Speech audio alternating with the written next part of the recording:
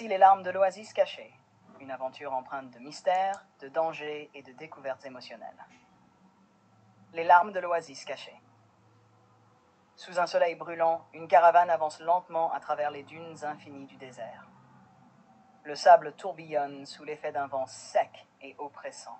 Au centre de cette caravane, Nia, une jeune femme au regard déterminé, fixe l'horizon avec insistance, une carte ancienne à la main. Nous sommes proches, l'oasis doit être derrière ces dunes. Combien de fois t'as dit ça cette semaine? Tu es sûr que cette carte n'est pas qu'un vieux gribouillis sans valeur? Nia ferme agacée. Cette carte est tout ce qu'il nous reste. Si l'oasis existe vraiment, elle pourrait sauver notre tribu. Alors, si tu ne veux pas m'aider, tais-toi et marche. Leur guide, Idriss, un homme plus âgé avec une voix posée, intervient pour calmer les tensions. Assez. Le désert n'est pas un endroit pour se quereller.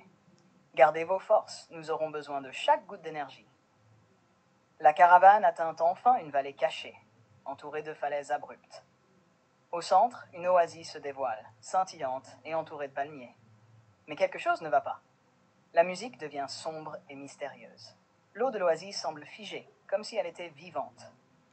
C'est étrange. Pourquoi l'eau ne bouge pas?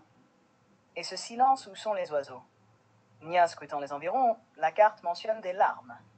Peut-être qu'il s'agit d'un message. Idriss, avez-vous entendu des légendes sur cet endroit? Seulement des murmures. On dit que ceux qui cherchent les larmes doivent être prêts à affronter leurs propres regrets. Nia s'approche de l'eau. Une légère brume s'élève et une voix douce mais oppressante emplit l'air. Voix de l'oasis. Voyageur. Pourquoi êtes-vous venu troubler mon repos? La caravane recule, terrifiée, mais Nia reste immobile. Nia, nous cherchons de l'eau pour notre tribu. Notre peuple souffre. Si cette oasis peut nous sauver, alors je suis prête à tout. L'eau que vous voyez est scellée. Pour la libérer, vous devez d'abord verser vos propres larmes. Montrez-moi la vérité de vos cœurs. Des statues autour de l'oasis s'animent lentement, leurs yeux brillants observant les voyageurs. Une musique tendue emplit l'air. Idriss recule, le visage fermé. Nia, il y a des forces ici que tu ne comprends pas. Si cette oasis exige des larmes, cela signifie que tu dois affronter ta douleur. Es-tu prête pour ça? Si c'est ce qu'il faut pour sauver les nôtres, alors oui, je suis prête. Nia s'avance et pose une main sur la surface de l'eau. Immédiatement, une vision l'enveloppe. Elle se retrouve dans le passé, face à une scène douloureuse. Elle, enfant, perdant ses parents dans une tempête de sable. La musique devient poignante et émotive. Pourquoi êtes-vous parti? Pourquoi m'avez-vous laissé seul?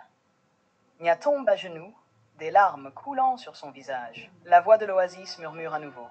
La douleur forge les cœurs les plus forts. Mais pour avancer, il faut pardonner. Pardonner aux autres et à soi-même. Lorsque Nia rouvre les yeux, l'eau de l'oasis commence à bouger doucement. Idriss et Ryan s'approchent prudemment. Tu as réussi.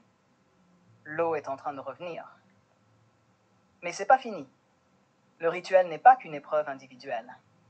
Nous devons tous y participer, chacun confronté à leurs propres souvenirs et regrets. Ensemble, leurs larmes se mêlent à l'eau de l'oasis, qui devient vivante, scintillant sous le soleil. Voix de l'oasis. Vous avez prouvé votre valeur, l'eau est à vous. Mais souvenez-vous, la vraie force réside dans ceux qui osent affronter leurs ombres. De retour à leur tribu, ils sont accueillis comme des héros. L'eau de l'oasis, ramenée dans de grands réservoirs, redonne vie aux terres arides. Une musique triomphante s'élève, marquant un nouveau départ pour leur peuple. Ce n'est pas seulement l'eau qui nous sauve, ce sont les leçons que nous avons apprises sur nous-mêmes. Leçons. Les larmes de l'oasis cachée est une histoire qui explore le courage, la vulnérabilité et le pouvoir de surmonter ses blessures pour avancer. Parfois, les plus grandes batailles ne se livrent pas contre le monde extérieur, mais contre nos propres souvenirs et regrets.